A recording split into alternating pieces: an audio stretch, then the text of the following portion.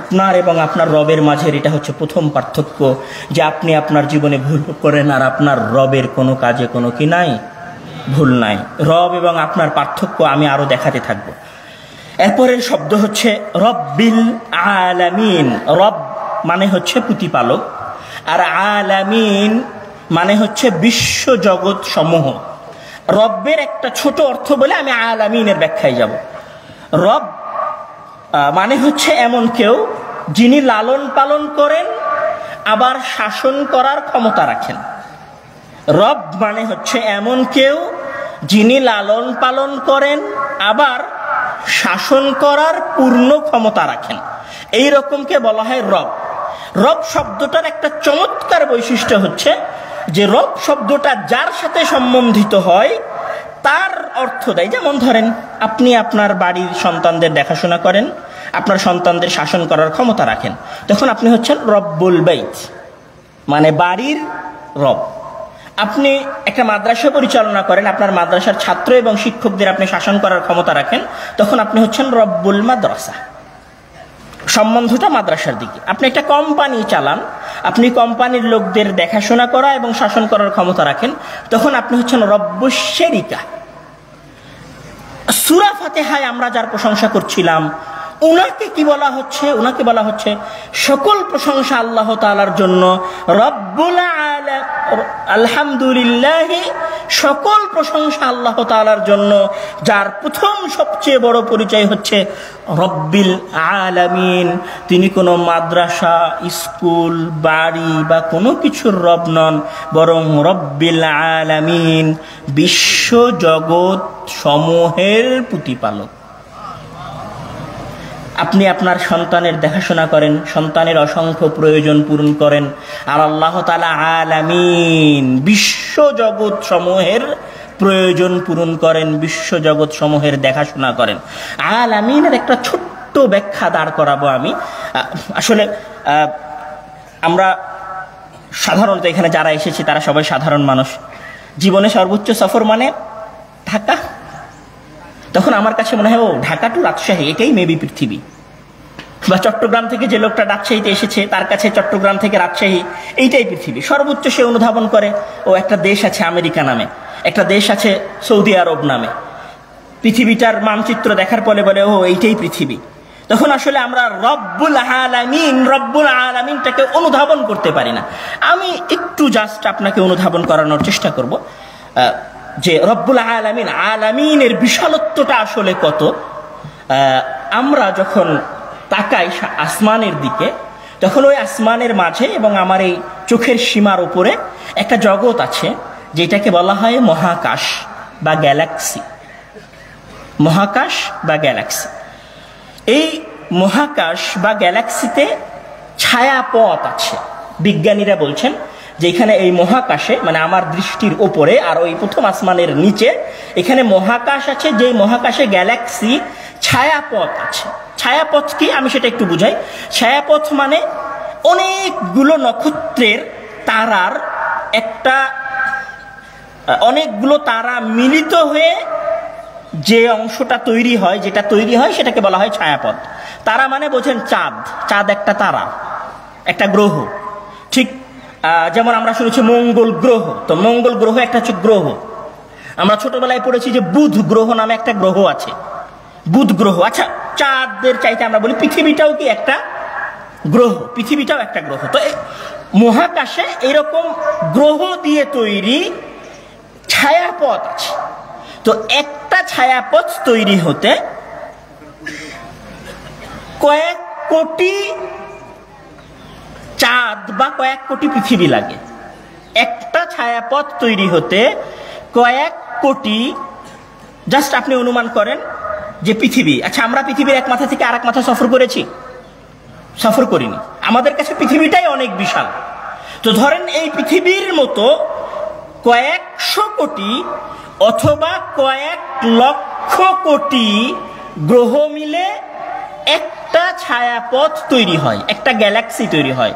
মানে পৃথিবীর সমপরিমাণ কয়েকশো কোটি অথবা কয়েক লক্ষ কোটি তারকা মিলে একটা গ্যালাক্সি তৈরি হয়, একটা ছায়াপথ তৈরি হয়।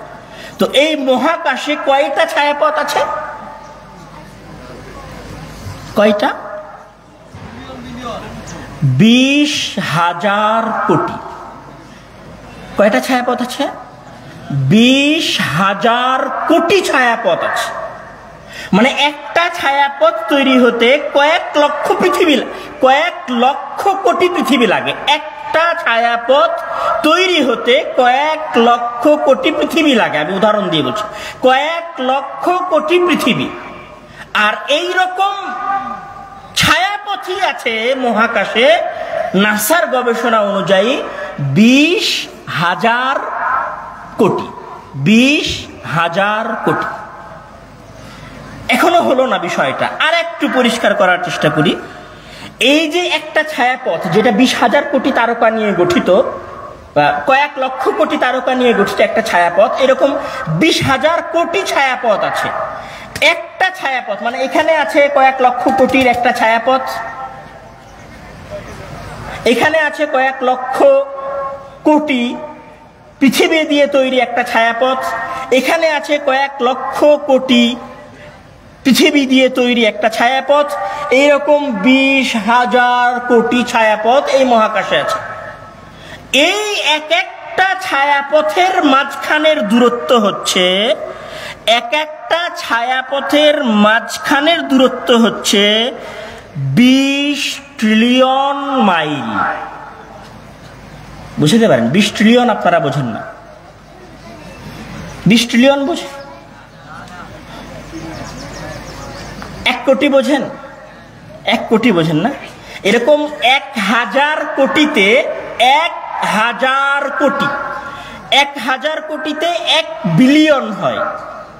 1 বিলিয়ন, 1000 কোটি, 1 কোটি, তারপরে সেটাকে 1000 কোটি করেন, 1000 কোটি করলে 1 বিলিয়ন হয়। আর এরকম 1 বিলিয়নকে একটা একটা করে জুড়ে যখন 1000 বিলিয়ন হয়, 1000 বিলিয়ন, তখন সেটা কি হয়? 1 ট্রিলিয়ন। তো 20 ট্রিলিয়ন একটা ছায়াপথ থেকে আর একটা ছায়াপথের দূরত্ব হচ্ছে 20 ট্রিলিয়ন। ছায়াপথের মাঝখানের দূরত্ব হচ্ছে 20 ট্রিলিয়ন মাইল। এমন হয় বুঝাতে পারেন? বুঝেন? এটা আপনার মাথায় ধরেনি, আপনার মাথার ধারণার বাইরে।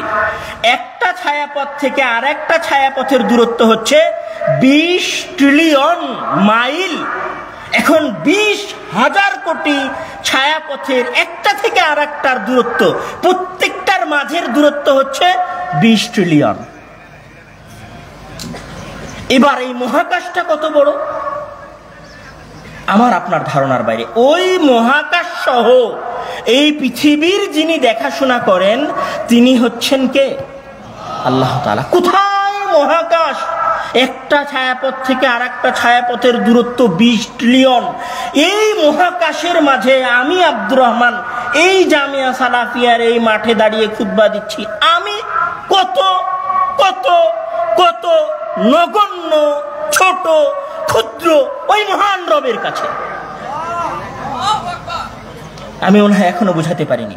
আমি আব্দুর রহমান এই বিশাল মহাকাশের নিচে, বিশাল মহাকাশের নিচে, যার হিসাব আপনার মাথায় ক্যাচ করছে না, এই মহাকাশের যিনি প্রতিপালক, যিনি দেখাশোনা করেন, যিনি এইটাকে সৃষ্টি করেছেন, তার কাছে আমি আব্দুর রহমান, যার কথা আপনারা মনোযোগ দিয়ে শোনার চেষ্টা করছেন, আমি এবং আপনি তার ক্ষমতার কাছে, তার রাজত্বের কাছে, তার দাম্ভিকতার কাছে, তার অহংকারের কাছে, তার রাজত্বের কাছে, তার মিলকিয়াতের কাছে, তার ক্ষমতার কাছে কত যে নগণ্য, কত যে ছোট, কত যে ক্ষুদ্র, সেটা বোঝানো সম্ভব নয়। সুবহানাল্লাহ। এটা গেল আপনার সাথে আপনার রবের দ্বিতীয় পরিচয়, যে আপনার রব এরকম মহাকাশ সৃষ্টি করেছে আর আপনি হচ্ছেন এই মহাকাশের নিচে থাকা বিশাল পৃথিবীর ছোট্ট একটা প্রাণী মাত্র। এরপরে আপনার রবের দ্বিতীয় পরিচয় হচ্ছে আর রহমানির রহিম। তিনি সকল কাজের জন্য প্রশংসিত, তিনি পৃথিবীর সবচেয়ে সবচেয়ে ক্ষমতাবান, তিনি এই পুরো পৃথিবী সৃষ্টি করেছেন। তবে তার সবচেয়ে বড় বৈশিষ্ট্য হচ্ছে আব্দুর রহমান যেরকম 100 টাকা পেলে অহংকার করে, আর একজন ব্যক্তি যেরকম ক্ষমতা পেলে অহংকার করে, আর একজন ব্যক্তি যেমন একটা দেশের রাজত্ব পেলে ওই দেশের জনগণের উপরে জুলুম অত্যাচার করার চেষ্টা করে, আল্লাহ তাআলার সম্পূর্ণ বিপরীত। উনি বলছেন এই পুরো পৃথিবী, এই মহাকাশ, লক্ষ কোটি গ্রহ নক্ষত্র তারকা সৃষ্টি করার পরেও আমার মাঝে কোনো জুলুম নেই। ওয়ামা আনা বিযাল্লামিল লিল আবিদ, এত ক্ষমতার পরেও আমি আমার ক্ষুদ্র নগণ্য কোন বান্দার উপরে, কোন পিপিলিকার উপরে কোনোদিন জুলুম করিনি, জুলুম করব না। আমার সবচেয়ে বড় বৈশিষ্ট্য হচ্ছে যখন আমি নিজেকে রব্বুল আলামিন বলেছি, বিশ্বজগৎ সমূহের প্রতিপালক বলেছি, তখন আমার সবচেয়ে বড় বৈশিষ্ট্য হচ্ছে আনার রহমানুর রহিম, আমি সবচেয়ে দয়ালু, আমি সবচেয়ে দয়াবান। সুবহানাল্লাহ। এরপরে উনি বলছেন আর রহমানুর রহিম, পরম করুণাময় দয়ালু। তারপরের আয়াতে গিয়ে এবার আল্লাহ তাআলা বলছেন মালিক ইয়াউমিদ্দিন। আচ্ছা, এই কথা বলার আগে রবের সাথে আপনার 4টা পরিচয় দাঁড়ালো। 1, আপনি ভুল করেন, অপমানিত হন, সব কাজে প্রশংসিত হন না। আপনার রব সব কাজে প্রশংসিত হন। 2য় পরিচয় যে আপনার প্রতিপালক হচ্ছেন রব্বুল আলামিন, পুরো পৃথিবীর শাসনকর্তা, আর আপনি তার একটা ছোট্ট সৃষ্টি। 3য় পরিচয় হচ্ছে আর রহমান, তিনি পরম দয়ালু, আর রহিম, তিনি পরম করুণাময়। 4টা পরিচয় হলো। 5ম সবচেয়ে ভয়ঙ্কর পরিচয় ওনার।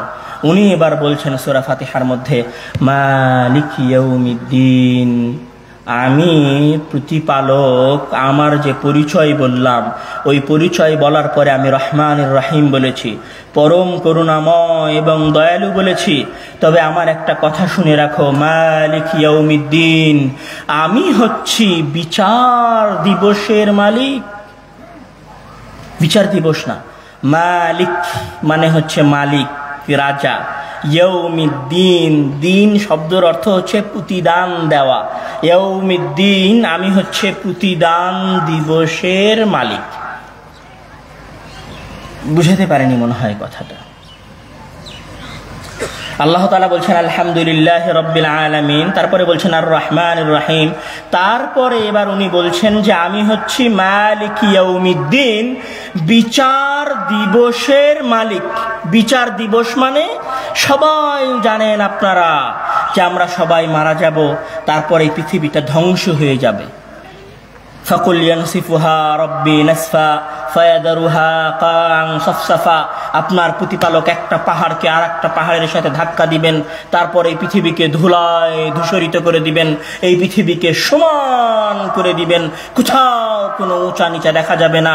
ওয়া হাশারনাহুম, তারপর তিনি সকল মানুষকে কবরের ভেতর থেকে বের করবেন, পৃথিবীর সকল সৃষ্টিকে, লক্ষ লক্ষ কোটি মানুষকে, আদম আলাইহিস সালাম থেকে নিয়ে শুরু করে পৃথিবী ধ্বংস হওয়া পর্যন্ত যত মানুষ সৃষ্টি করা হয়েছে, যত মাখলুক এই পৃথিবীতে এসেছে, সকলকেই মহান আল্লাহ তাআলা মাটির ভেতর থেকে বের হওয়ার আদেশ দিবেন। সবাই, সকল মানুষ উলঙ্গ অবস্থায়, অরিয়ান অবস্থায়, হতাশ অবস্থায়, ক্ষমতাহীন অবস্থায়, এত ক্ষমতাহীন হবে, এত ক্ষমতাহীন হবে ওই কিয়ামতের দিন মানুষ, যে সেই দিন মানুষের কোনো পোশাক থাকবে না।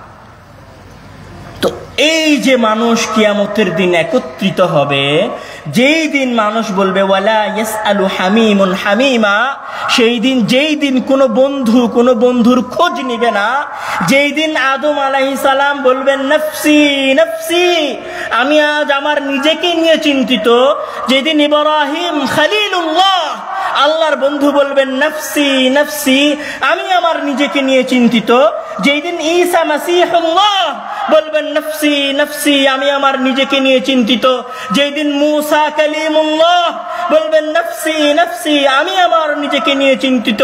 যেই দিন আপনার মা আপনাকে দেখে পালিয়ে যাবেন, যেই দিন আপনার বাবা আপনাকে দেখে পালিয়ে যাবেন, ইয়াউমা ইয়াফিরুল মারউ মিন আখিহি ওয়া উম্মিহি ওয়া আবিহি ওয়া সাহিবাতিহি ওয়া সাহিবাতি ওয়া বানি, ইয়াউমা ইয়াফিরুল মারউ মিন আখিহি ওয়া উম্মিহি ওয়া আবিহি ওয়া সাহিবাতিহি ওয়া বানিহি।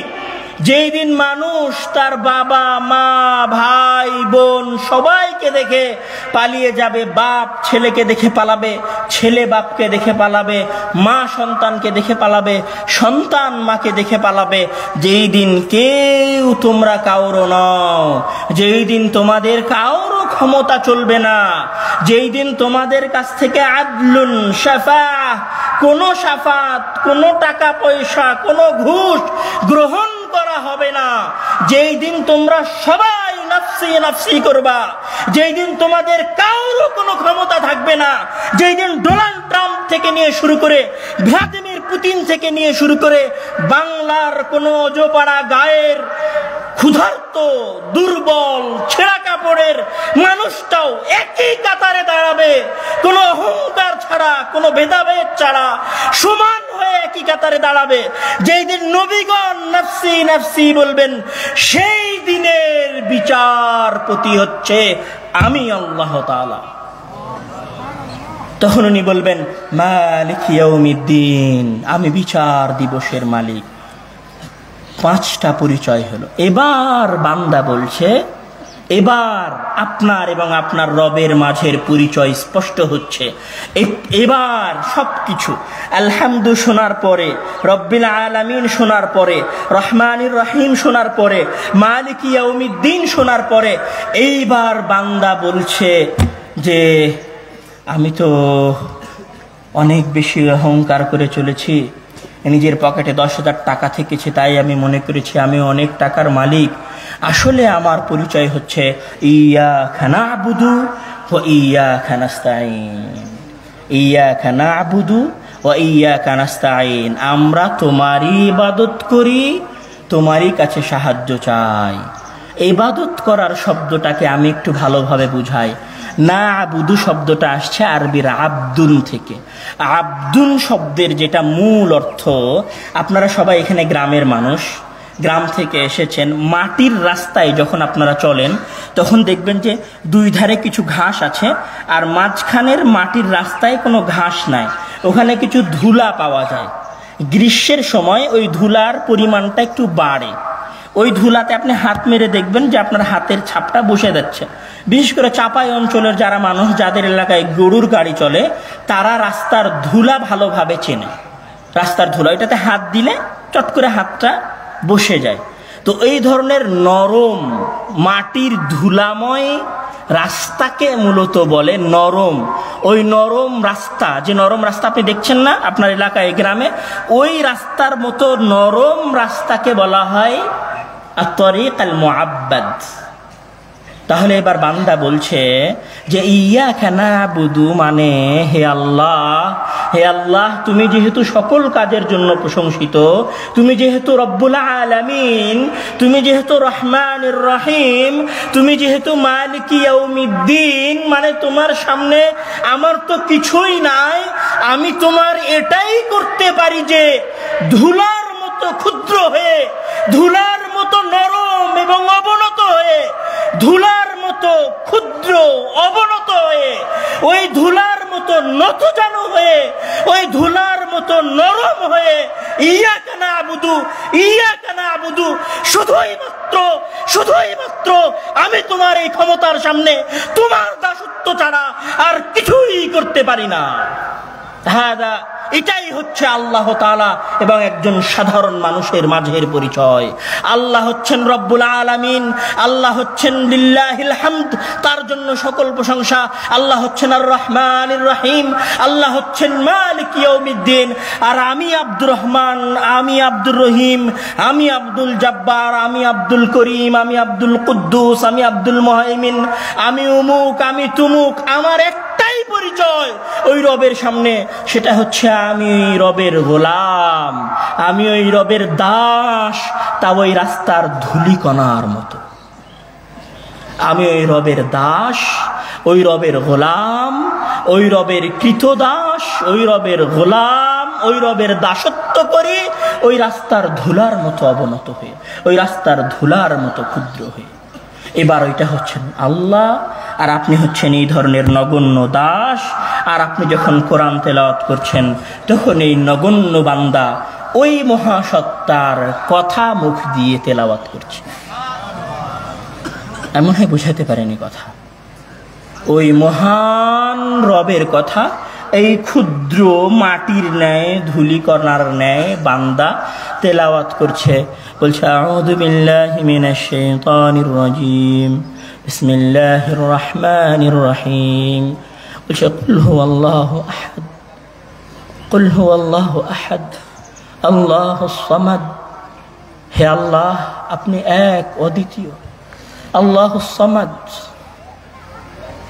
লাম ইয়ালিদ, আপনি কাউকে জন্ম দেননি। ওয়ালাম ইউলাদ, আপনি কারো থেকে জন্ম নেননি। ওয়ালাম ইয়াকুল লাহু কুফুয়ান আহাদ, আপনার সমকক্ষ কেউ নেই। প্রত্যেকটা আয়াত তেলাওয়াত করার সাথে সাথে আপনার হৃদয়ে এই অনুভূতি হওয়া উচিত। প্রত্যেকটা আয়াত তেলাওয়াত করার সাথে আপনার এই অনুভূতি হওয়া উচিত যে কোথায় আমার আল্লাহ আর কোথায় আমি তার বলা কথা তেলাওয়াত করছি। এই কোরআন তেলাওয়াত করার সময় আপনার কতটুকু অবনত হওয়া উচিত।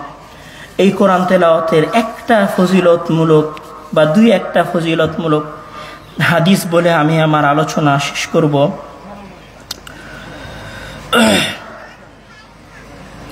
روى مسلم من حديث أبي هريرة رضي الله تعالى عنه أن رسول الله صلى الله عليه وسلم قال وما اجتمع قوم في بيت من بيوت الله يتلون كتاب الله ويتدارسونه بينهم إلا نزلت عليهم السكينة وغشيتهم الرحمة وحفتهم الملائكة وذكرهم الله في من عنده।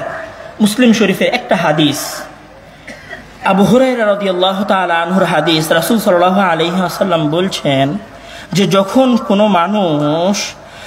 কোনো মানুষ আল্লাহর কোনো ঘরে একত্রিত হয় এবং আল্লাহর আয়াত তেলাওয়াত করার জন্য তারা পরস্পরে মিলিত হয়, ওয়াতাদারাসুনাহু বাইনাহুম, এবং একজন আরেকজনকে তেলাওয়াত করতে সহযোগিতা করে, তখন যেটা হয়, মানে মসজিদে একত্রিত হয়ে কোরআন তেলাওয়াত করলে যেটা হয় সেটা হচ্ছে নাযালাত আলাইহিমুস সাকিনাহ, তাদের উপর রহমত বর্ষিত হয়।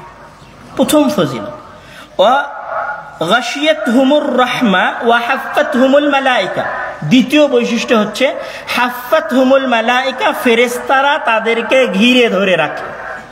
কোনো ব্যক্তি যদি মসজিদে যায় এবং সেখানে গিয়ে কোরআন তেলাওয়াত করে, তাদের উপর আল্লাহ তাআলার পক্ষ থেকে রহমত বর্ষিত হয়। প্রথম কথা না হলো না, বুঝতে পারেনি প্রথমটা বান্দা, তখন আল্লাহ তাআলা রাসূল সাল্লাল্লাহু আলাইহি ওয়াসাল্লাম বলছেন হাফফাতহুমুল মালায়েকা, ফেরেশতারা তাদেরকে ঘিরে রাখে। তারপরেও কথা তৈরি হলো না যে আল্লাহর কথা তেলাওয়াত করছে, আল্লাহর বাণী তেলাওয়াত করছে, ফাদিলাত শেষ হয়ে যায়নি। তখন এবার বলছে ওয়া যাকারাহুমুল্লাহু ফি মান ইনদা, এই বাইতুল হামদ মসজিদে শোনো, আমি পৃথিবীর সবচেয়ে ক্ষমতাশালী, সবচেয়ে ক্ষমতাধর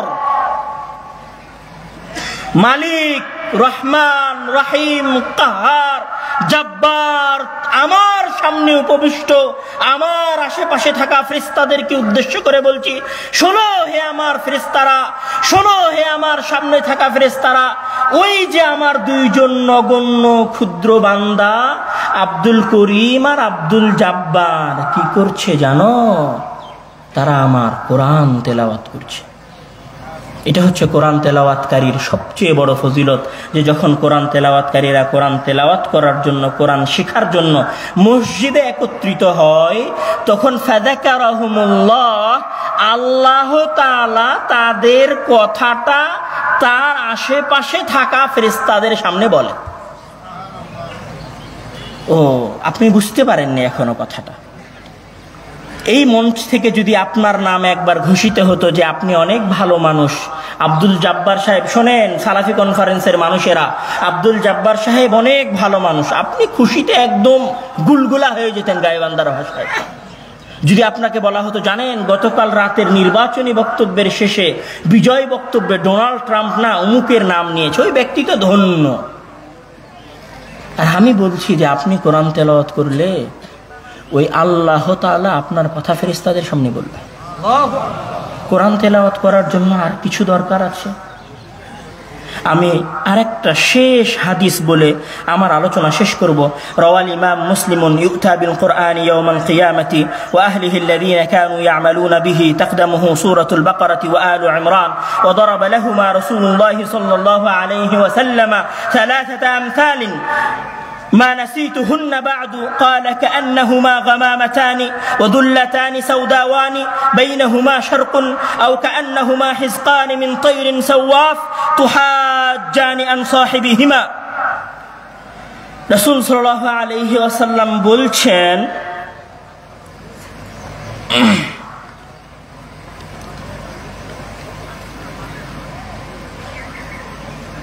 আমরা সবাই একদিন মারা যাব না? অবশ্যই মারা যাব। এইরকম একদিন আপনি ঘুমিয়েছেন, ঘুম থেকে ওঠার পরে দেখছেন যে আপনার আশেপাশে কোনো বাড়ি ঘর নাই, সব সব ধুলা, পুরো পৃথিবী সমান হয়ে আছে। ওই পাহাড়টাও নাই, আপনার বাড়িঘরটাও নাই, আপনার নতুন মোবাইলটাও নাই, আপনার নতুন ল্যাপটপটাও নাই, আপনার স্কুলটাও নাই, আপনার ব্যবসায়িক কর্মক্ষেত্রটাও নাই। আপনি ঘুম থেকে উঠেছেন, আপনার চট করে ঘুম ভেঙেছে, আপনি ঘুম ভেঙে দেখছেন যে আপনার কিছুই নাই। একটু পরে আপনি নিজের দিকে তাকিয়ে দেখছেন যে আপনি পুরোটাই উলঙ্গ। তারপরে আপনি আপনার সামনের আশেপাশের মানুষদেরকে দেখছেন যে সবাই ছুটাছুটি করছে, কেউ এই দিক থেকে ওই দিকে যাচ্ছে, কেউ ওই দিক থেকে ওই দিকে যাচ্ছে। তখন একটু পরে আপনার মনে হলো ওরে, আরো একটা দৃশ্য আপনি দেখছেন যে পাহাড় পর্বত বাড়ি ঘোড়া কিছুই নাই। এই সূর্যটা, যে সূর্যটা কত উঁচাই ছিল, আজকে সেই সূর্যটা মাত্র 1 মিলের দূরত্বে চলে এসেছে। তার কত তাপ, শরীর ঘেমে চলে যাচ্ছে, ঘাম চুয়ে চুয়ে শরীর দিয়ে পড়ছে, আপনার ঘাম আপনার পায়ের সাথে জমা হয়ে টাকনু পর্যন্ত এসেছে। প্রচন্ড লেভেলের পিপাসা লেগেছে আপনাকে, আপনি নিজেও দিশেহারা, কিছুই বুঝতে পারছেন না। একদিকে সূর্যের তাপ, একদিকে তার জমা হওয়া ঘাম, একদিকে আপনার নিজের দুশ্চিন্তা যে এখন কি হবে, আপনার আশেপাশের মানুষেরা ছুটাছুটি করছে। একটু পরে আপনার মনে হলো ওরে, আজকে তো আমি কিয়ামতের দিনে উঠেছি, আজকে তো আমার কোনো সাহায্যকারী নাই। ওই সূর্য প্রচন্ড লেভেলের তাপ দিচ্ছে, মানুষজন ছুটাছুটি করছে। আপনি দেখতে পাচ্ছেন ওই যে আমার আম্মু দৌড় মারছে, আমার ভাই আমার পাশে নাই, আপনার আব্বু আপনার পাশে নাই, সবাই আপনাকে ছেড়ে পালিয়েছে, আপনার সন্তান আপনাকে ছেড়ে পালিয়েছে, আপনার স্ত্রী আপনাকে ছেড়ে পালিয়েছে। আপনার আশেপাশে আপনি কাউকে দেখতে পাচ্ছেন না। সবচেয়ে বেশি অসহায়, সবচেয়ে বেশি দুশ্চিন্তাগ্রস্ত, সবচেয়ে বেশি অসহায়, সবচেয়ে বেশি দুশ্চিন্তাগ্রস্ত, সবচেয়ে বেশি বিচলিত আপনি শুধু তখন একটা কথাই জানেন যে আজকে আমার বিচার হবে। একদম ভাউচারে যেরকম করে হিসাব লেখা থাকে 1 টাকা 30 পয়সা, 1.5 টাকা, ভাউচারে যেমন লেখা থাকে 10.5 টাকা, আপনিও তেমন জানেন যে ওয়ামান ইয়ামাল মিসকালা যাররাতিন খায়রান ইয়ারা ওয়ামান ইয়ামাল মিসকালা যাররাতিন শাররান ইয়ারা। বিন্দু পরিমাণ ভালো কাজও দেখানো হবে, বিন্দু পরিমাণ খারাপ কাজও দেখানো হবে। আপনি তখন ভাবছেন জীবনে কত খারাপ কাজ করলাম, ওরে আমার কে আছে সাহায্য করার জন্য? একে তো এই তাপ সহ্য হয় না, একে তো এই বিচারও শুরু হয় না, 50,000 বছর পার হয়ে যাচ্ছে, সবাই দৌড়ে বেড়াচ্ছে, এখন কি হবে? এইরকম একটা অসহায়ত্বের সময়ে, এইরকম একটা দুর্বল সময়ে, যেই দিন আপনার পাশে কেউ নাই, যেই দিন আপনার পাশে কেউ নাই, সেই দিন আপনি দেখছেন যে 2টা মেঘ আপনার কাছে আসতেছে, আপনার উপরে এসে আপনাকে ছায়া দিচ্ছে, এবং আপনি দেখছেন যে আপনার বিচারের সময় আপনার প্রতিপালকের সামনে ওই ক্ষমতা, আপনার তো আজকে কথা বলার অধিকার নেই। আল-ইয়াওমা নাখতিমু আলা আফওয়াহিহিম ওয়া নুকাল্লিমু আইদিয়াহুম ওয়া আরজুলাহুম, আজকে আপনার মুখে আল্লাহ তাআলা সেলাই করে দিয়েছেন।